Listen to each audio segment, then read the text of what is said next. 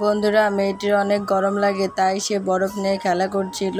অতিরিক্ত গরমের কারণে বরফগুলো গলে যায় এবং সে ফ্রিজের মধ্যে গিয়ে বসে থাকে। ফ্রিজটিও গরমের জন্য আগুন ধরে যায়। মেয়েটি রাগে ফ্রিজটিকে ভেঙে ফেললো। তার কচ্ছপটি তার জন্য একটি বরফের ঘর আনলো। সেই ঘরে মেয়েটি অনেক খুশিতে বসেছিল। কচ্ছপটি কান্না করতেছিল, কেননা কেউ লাইক এবং সাবস্ক্রাইব করে।